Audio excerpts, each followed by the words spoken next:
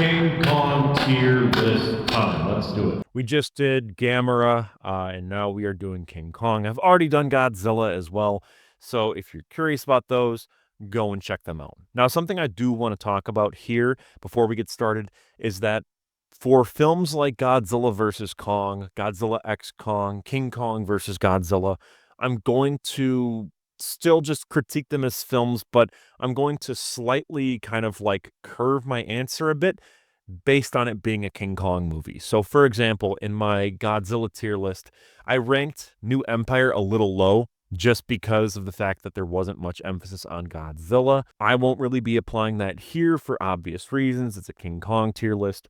So, let's get right into it. First up, we have King Kong 1933, what I consider to be the greatest movie ever made. S tier for me. It made me want to be a filmmaker. The stop motion effects were so ahead of their time, the way that it blended actors with the, like, I guess, armatures, I guess is the right word. It's downright incredible, the fact that they were able to actually make this movie a reality. It's so mind-blowing. S tier all the way. Beyond the technical stuff too, I think that it's a very fun adventure movie. I think that structurally it's paced really well.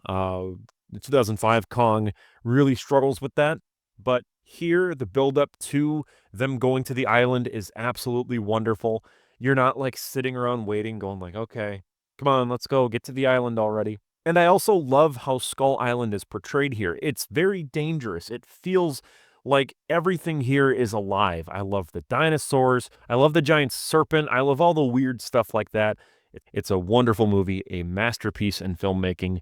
I think it was James Rolfe that said this, and I agree that Citizen Kane is usually referred to as the best movie ever, but King Kong should have that label, and I agree. Son of Kong. Now, Son of Kong is a bit odd because when you watch it, it's very clearly much smaller in scale. Beyond Little Kong being, tinier in terms of scale, the movie itself is very cheap. You could tell they slapped this together as quick as possible, and that is what happened. This came out the same year as King Kong 33, so they really wanted to rush this thing out. They were scared that King Kong would not be relevant a year later because sequels weren't really a thing back then. Sure, there were serials, but beyond that, like, this was completely new territory. So they rushed it out, and the film suffers as a result. It is very difficult, too, to follow up King Kong. I mean, it's such a masterclass in action-adventure filmmaking. It broke new ground.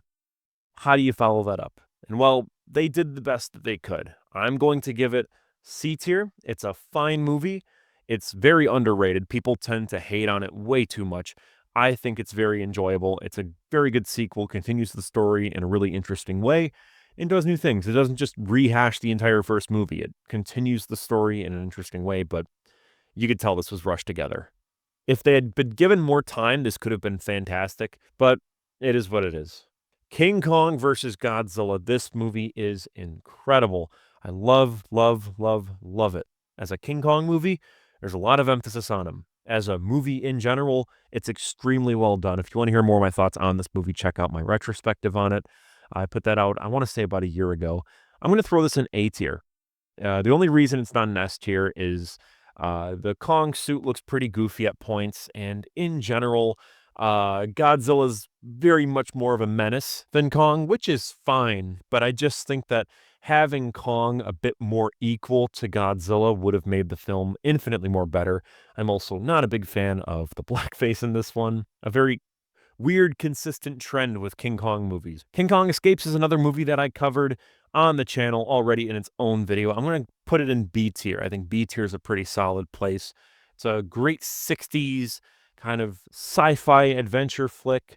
I love Mechanai Kong, or as so many of you have said, Mechani Kong? I don't know. I've always said Mechanai Kong. I will continue to do so because I am stubborn as shit. It's a very good movie. It's got a lot of great elements. I think that the Kong suit is much better here. The suitmation in general, I think, is a massive step up from King Kong versus Godzilla. Not that King Kong versus Godzilla is bad by any means. Obviously, it's an A tier, and the effects are pretty solid there.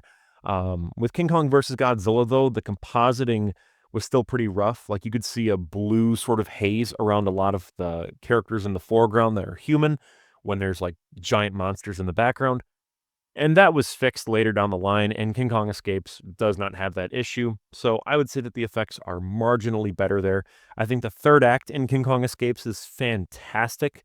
It's wonderful stuff. King Kong, the one with Jeff Bridges. I'm going to throw this one in C tier. Controversial, I know, but there's a few reasons for this. One, I think that Kong looks terrible in this movie. It's Soupmation, and it looks worse than the Toho movies. Those movies look incredible. This movie looks awful.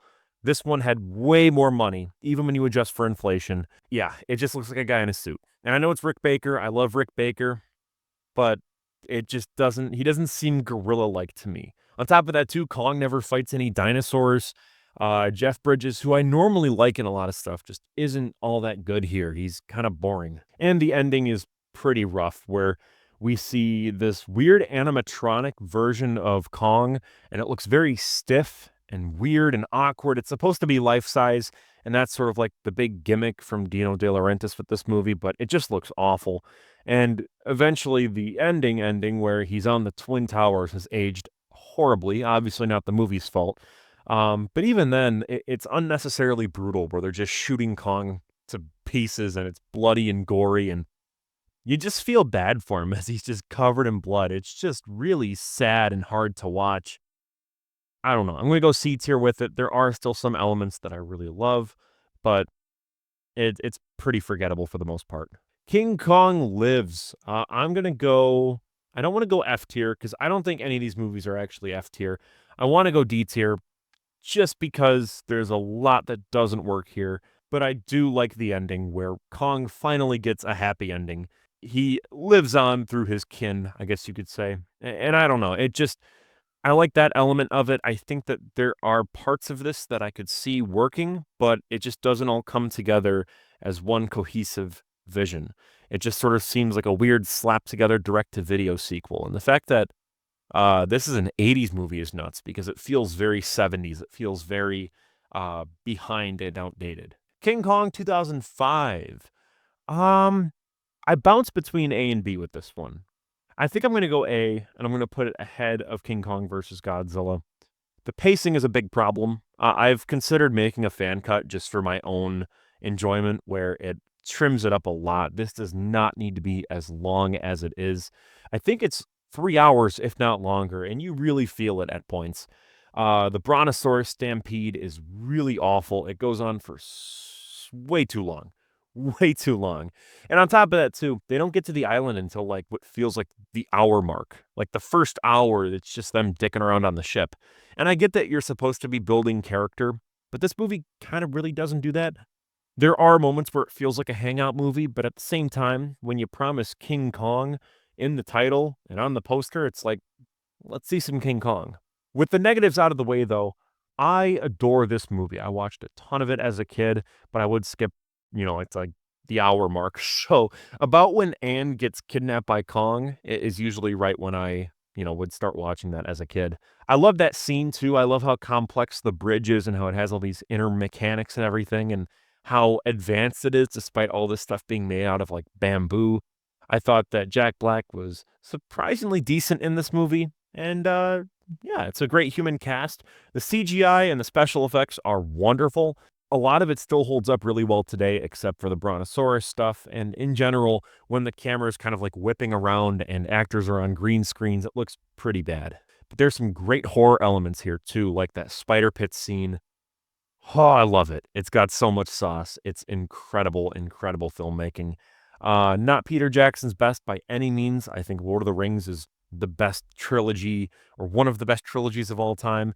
It's definitely his best work, but King Kong, it's up there. It's no Dead Alive or Bad Taste, but it's up there. Kong Skull Island. I adore this movie. I'm going to throw it in A tier. I'm going to put it ahead of King Kong versus Godzilla. I almost want to put it ahead of King Kong 2005, and I think I'm going to do that for a few reasons. The pacing is much better. The human characters are far more interesting. The fact that it's not just an outright remake of the 33 movie adds a lot to it as well. You're not getting the same old with Kong. You're not seeing him on the Empire State Building again. You're not seeing him getting shot by planes. You see him getting shot by helicopters, but that doesn't really do much to him. I love the Vietnam War setting. I think it's so cool putting King Kong in that sort of era. I love the music. I love the general themes that are presented here with Samuel L. Jackson being this human antagonist that is like pro-war, pro-military machine, and the other side not so much, and also trying to kind of help Kong. And I find that in general, it's just a really interesting kind of commentary on anti interventionalism, you could say, but it's still just like a blockbuster. Like, you don't have to get pretentious with it. It's a quality movie. The skull crawlers are really awesome monsters. In general, a lot of the monsters here are really cool. I love the spider that like goes through the guy. It just puts its foot through him. It's brutal for a PG-13 movie. This movie does not get enough love. I'm going to make a retrospective on it. Hopefully by the end of the year, I'd like to do that because this is a wonderful, wonderful, wonderful movie. Hot take, I don't know, the best of the Monsterverse, question mark? I think it might be. I think it might be the best entry that we've gotten yet. Also, one hell of a poster. Look at how gorgeous that is. So cool. All right, up next, we've got Godzilla vs. Kong, a movie with a ton of emphasis on Kong, and a movie that I'm still mixed on. I don't know if I like this movie or not. The biggest issues that I kind of had with it when it first came out was I thought that the editing was really whack. The cinematography and the fight choreography was a bit rough at times. Yes, you could see everything, which is a huge plus from all the prior MonsterVerse movies, but I wasn't a fan of how much the camera was moving around, and it felt very video game cutscene-esque. The human characters I also really didn't like. I thought they were very bland. It was almost like the movie just stopped trying to have good human characters and just said, here are these bare bone archetypes. Enjoy, eat your slop, piggies. Also, the score from Junkie XL just sucks, and that the same goes for the new Empire. Terrible score. Regardless, there's still a lot to love here. I love that end battle. I believe it's in Hong Kong with all the neon lights. It's gorgeous. The aircraft carrier fight is really cool where they're jumping across aircraft carriers and Kong ends up underwater. I love how they kind of put Kong in Godzilla's territory, and then with the city battle, Kong uses the skyscrapers as a way to fight Godzilla, and it's almost like it's his territory. Really cool. Very thoughtful, clever filmmaking with this one, surprisingly so. I'm going to put it behind King Kong Escapes. I do like King Kong Escapes a lot more than this, and I don't outright hate it, but I do think that it's miles ahead of Son of Kong, King Kong, and King Kong Lives. And finally, we've got the new Empire, which in the general kind of like span of this, I think I want to put it here in C tier, behind Son of Kong, after King Kong. My reasoning for this is that I think that Son of Kong has a lot more craftsmanship to it. I think it's generally a more interesting movie. And Godzilla vs. Kong, I also love a lot more for being just a teeny, teeny, teeny, tiny bit more grounded. I say that as if there's not like hovercrafts and, Hollow Earth in that movie. Still, New Empire is not great. I know that a lot of my mutuals love this movie. I don't care. It's my video. This was a movie that I kind of liked when I first saw it, but as time went on and the more that I watched it, the more apparent the flaws became, if that makes sense.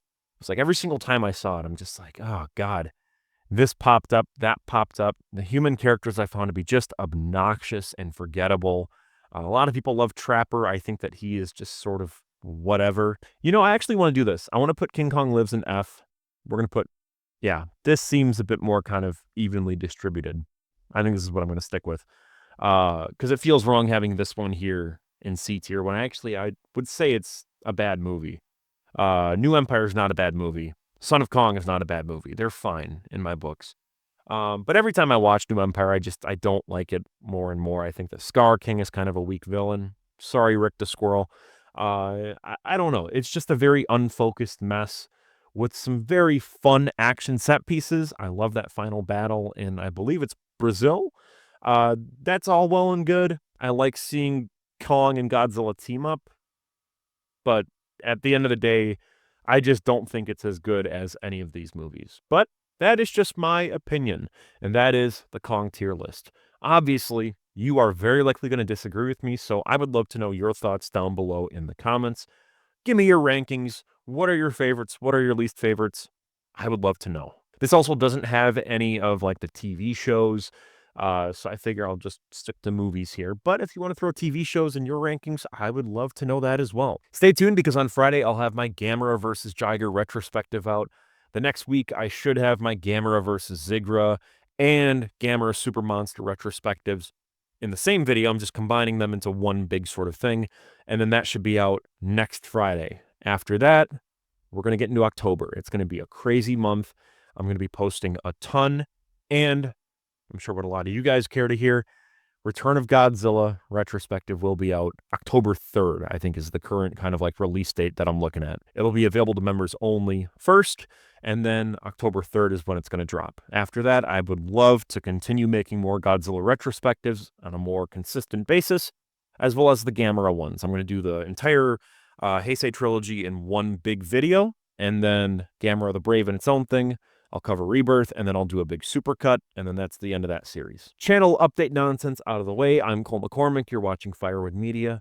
Thank you so much for watching, and thank you channel members for supporting the channel. I will see you in the next one. Peace out.